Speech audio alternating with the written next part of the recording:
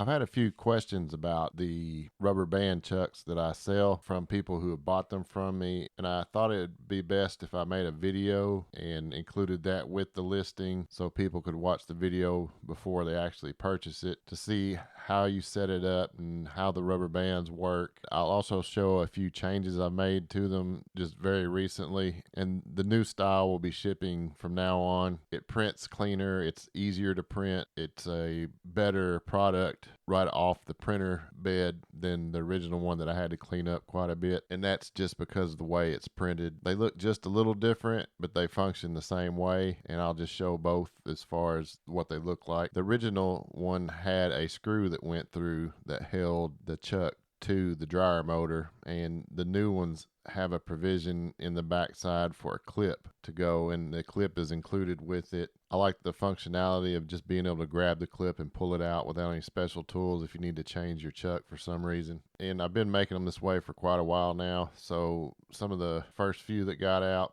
did not have that, and they had a screw in them. All the most recent ones that have gone out are made more like this, but the body style is different on the ones that I'll be shipping from now on. It's not a big deal. I just wanted to make people aware if they get something that looks just a little different than what they expected. That's why I'm always changing things. If I think of a better way to do something, I'm going to make those improvements, and usually it's on my end where it's better. Anything that can save me time and effort on my end helps me keep the cost of things down, because the cost of materials on everything, even just as recently as I started producing these within the last year and a half or so, the cost on everything has gone up still. There's no end in sight, so I'm trying to do what I can on my end to keep costs down. I haven't raised the prices of these jigs at this time, but I might have to at some point. But for now, I'm trying to do what I can to stay ahead of the game a little bit. These rubber band chucks are meant to take the place of this style of a rubber cap dryer chuck. This isn't the slip clutch version of the same chuck. This is just the dryer chuck that's a fixed base on it that doesn't rotate at all, that attaches directly to the shaft of the motor using a pin. And these dryer motor chucks are fine. There's nothing wrong with them at all. If you have one of these and it works for everything you do, then you wouldn't need this rubber band chuck. The rubber band chuck that I sell has a major advantage over this style chuck in that it's completely adjustable. You can do something down to 1 millimeter in diameter all the way up to a 1.5 inch grip. It's designed to accommodate that entire range of sizes without having to change the cap out. And by giving you that amount of flexibility on the size range without the need of changing anything out, it makes it a little more adaptable for most people's needs. But if all you ever do is chuck up a pre-made grip or a grip that you've built that's the right size that will fit into this other style chuck, then you would never need the kind that I'm showing you here. And there's nothing wrong with that. I'm not trying to sell something somebody doesn't need. I'd prefer people actually need what I have to offer, want it, and seek it out. I'm not trying to oversell anything. It's just got some adjustability to it so you don't have to change that rubber cap out. Otherwise, it does pretty much the same thing. These chucks are made up of two parts, a main body and an outer ring. The outer ring is not attached in any way to the chuck.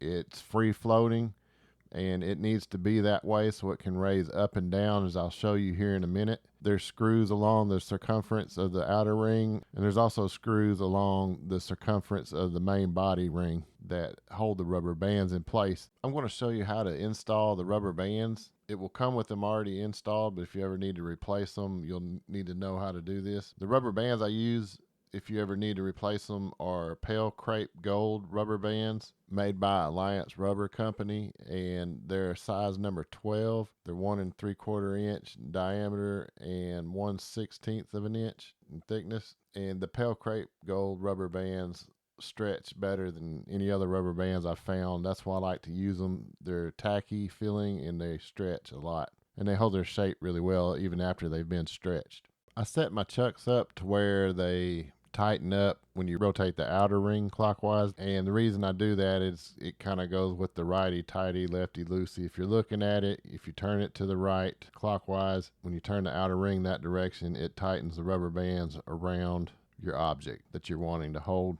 You could set this up the opposite way if you wanted it to turn left to tighten it, but just for simplicity's sake, we're just going to go with the clockwise setup here. you're just going to take that outer ring and rotate it approximately a quarter of a turn away from the same position on the inner body. So if the screws were lined up, turn the outside ring a quarter turn, and that will offset the screws and put them right in the middle on that outer ring compared to the inner ring. And that will give you some spacing there where you can lay your rubber bands from the inside ring to the outside ring screws, and they'll be offset. That way when you go ahead and tighten it down and raise the outer ring, you can turn it past the screws that are in the inner ring and push it back down, and that will lock the outer ring in place, and it will leave you an opening where you can insert your rod grip or your rod blank and then tighten it down on top of that.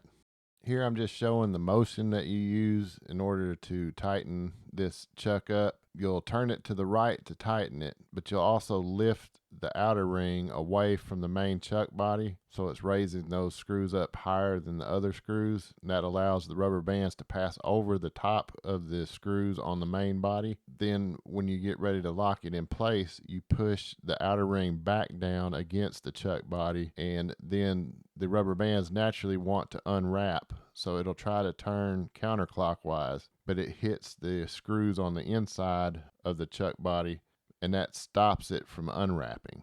To remove something, rotate the outer ring to the right like you're going to tighten it more, but raise the outer ring away from the chuck body and then turn it back counterclockwise until it's opened up the rubber bands, and then push the outer ring back down in order to lock the rubber bands into the open position. I also wanted to mention, if you're using this to hold something really small like the tip section of a rod, you might have to put multiple turns on the rubber bands around the object in order to get it to hold tight enough. As you can see, I just rotated this several turns. For every quarter of a turn, you get approximately one full wrap on the rod.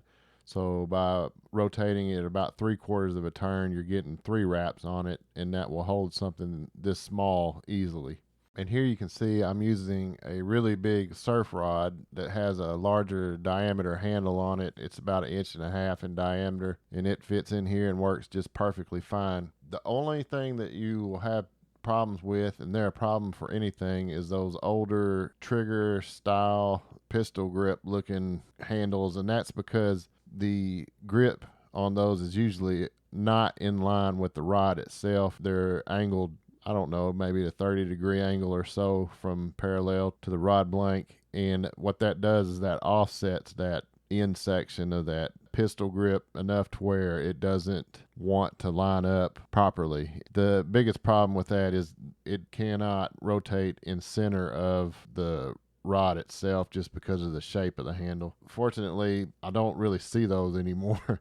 I mean, that's kind of a thing that was big in the 80s, and a lot of the old rods, especially stuff that was put out by manufacturers like Zebco and things, to work with push button reels, and that shouldn't be too much of an issue for most people. As long as your rod grip is in line with your rod blank, this setup will work perfectly for just about any scenario you can think of. So I just wanted to put that video out just to kind of give a little more clear understanding as to how this chuck works and how you actually use it, and I hope that helps. And if anybody has any questions, make sure to leave them in the comments below.